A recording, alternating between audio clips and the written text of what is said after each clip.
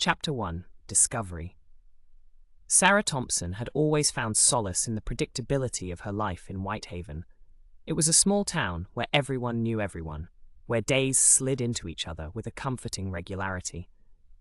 Her routines were simple: morning jogs through the autumn-kissed streets, hours spent shelving books at the local library, and evenings with a mug of chamomile tea as she lost herself in novels that promised adventure beyond her uneventful world. Her life took its first tentative step outside of that monotony the day she bought the sedan. Standing on the crisp gravel of the dealership lot, Sarah felt a surge of hope. The car, a once shiny red, now dulled with age, symbolized freedom. Weekend trips, unplanned drives on sun-drenched highways, a life unrestrained by timetables, it was all now within her grasp. A few weeks into her ownership, she noticed the first flaw. The passenger side window refused to cooperate, remaining stubbornly sealed. It seemed a small issue, easily fixable over an upcoming free weekend. That Saturday, armed with a toolkit and optimism, Sarah found herself wrestling with the door lining of her car. Her fingers grazed something unexpected. The lining gave way with a disconcerting snap, unveiling a hidden compartment she would never have known existed. Inside, lying awash in dust and shadows, was a pistol. Not something small and innocuous, but something heavy with promise and threat. Nearby lay bundles of cash, neatly bound, their number and pressed bills whispering of temptation and risk. Last but not least, there was a piece of paper, creased and stained with the marks of a mysterious past. The note it bore was succinct, yet petrifying. "If you want to live, burn the cash immediately." Sarah's first thought was disbelief, her mind scrambling to rationalize what her senses insisted was real. She gazed into the compartment again, expecting it to dispel the menacing mirage it had conjured. But the pistol remained, a cold testimony to her reality. The money was tangible, the note's warning ineluctably visceral. Forsaking her work on the window, Sarah sat numbly in the driver's seat, her thoughts a maelstrom. Should she call the police, surrendering her find in exchange for safety and peace of mind? Could she muster the courage to ignore the message, to pocket the fortune, and gamble on fate? Her heart drummed with urgency and isolation. Whom could she trust with a secret so monumental?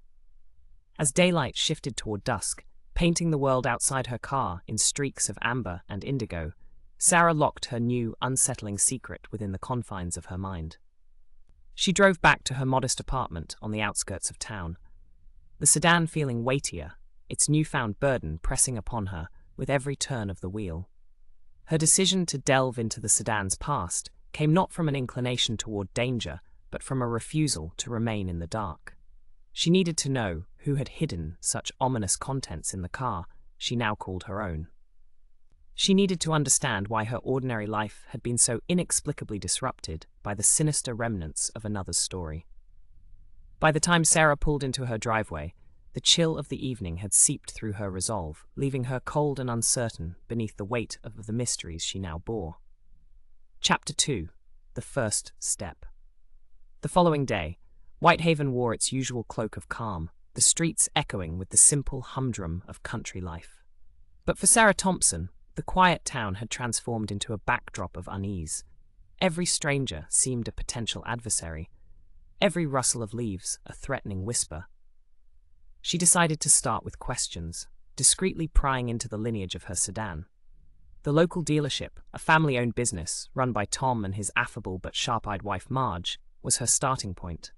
Situated at the edge of town, Tom's Automobiles was a humble array of used vehicles, arranged in neat rows, their pasts as varied as their makes and models. Sarah was well acquainted with Tom's easy, personable manner. He was a man woven into the fabric of the community, his amiable banter a comfort to generations of residents. As she approached him that morning, his eyes twinkled with familiarity. "Sarah?" He greeted, his voice steeped in warmth and small-town familiarity. "How's that sedan treating you?" A lightness in her heart tempted her to return the banter, to pretend all was well. But the gravity of her dilemma quashed any semblance of casualness. "Better than I expected," she replied, her voice steady despite the turmoil within. "Actually, I wanted to ask a few questions about its previous owner, if you know who that might be." Tom regarded her with mild curiosity, absent of judgment. He rubbed his chin thoughtfully, his gaze drifting to the horizon as though it held the answers she sought. Let me think, that one was a trade-in? He recalled. Some city fella came through last summer. Sarah leaned in slightly, her attention undivided.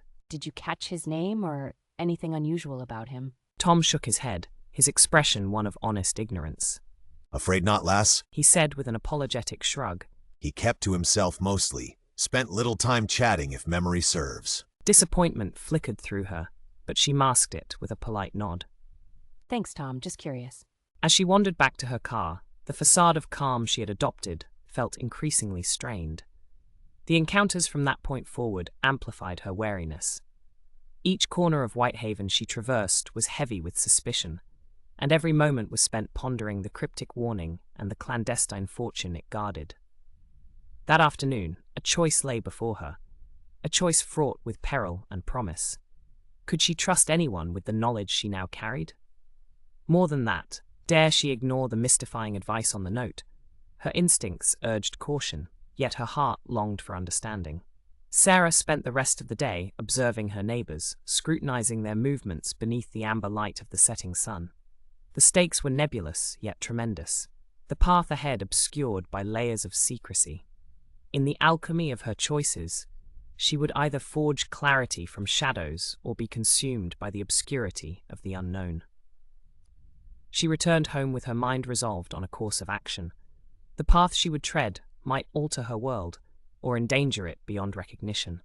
All she knew was that standing still was no longer an option. Chapter 3. Unraveling. The air had turned crisp with the first real whispers of winter. The kind of chill that seeped through coats and stitched itself into bones, the kind that bid Whitehaven's residents indoors. But Sarah felt restless, pacing her small living room as the silent weight of her secrets grew louder.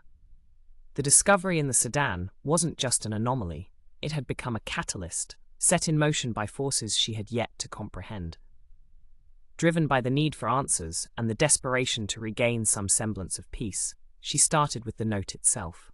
She spent hours researching, her laptop casting a faint glow over the bedroom walls, searching for clues in forums and articles about illicit transactions and coded messages.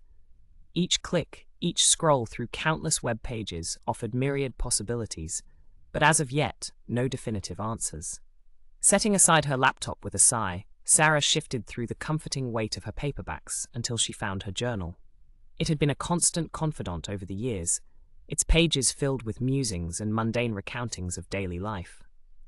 Now, it would bear witness to her descent into a clandestine world she had never asked to enter.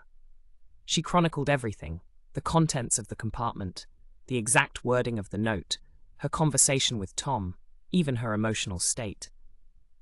And in its retelling, clarity began to form, as though her thoughts were weaving a mirage of understanding. Moments later, a knock at the door interrupted her thoughts, the sound booming, reverberating through her bones. Her heart skipped painfully in response. She steeled herself, squaring her shoulders as she approached the door, opening it to reveal Eric, her neighbor and childhood friend. Eric had the uncanny ability of appearing precisely when things were either most dire or most dull. His presence, while unexpected, brought a semblance of normalcy, a tether to the familiar amidst the storm of strangeness. Eric? She greeted with a cautious smile, masking her tumultuous thoughts. What brings you out in the cold? He offered a grin that was somewhere between impish and concerned. I came to see if you wanted company. His gaze flickered over her, taking stock of her tension. And perhaps share whatever's troubling you. Sarah considered his offer, looked into eyes that had seen her through countless trials, except this one felt different, singular in its weight and danger. But the need to confide fought against her instinctual reticence. She gestured for him to come in, closing the door against the chill air of intrigue. I'm all ears. Eric said, settling comfortably into an armchair. For Sarah, finding words proved challenging, their gravity sharp and daunting. She started from the beginning, hesitantly at first, the words tumbling from her in uneven spurts, gradually gaining momentum. She left nothing out: the sedan, the compartment, the looming threat embedded in the note. Eric listened, his expression shifting from intrigued bemusement to focused seriousness.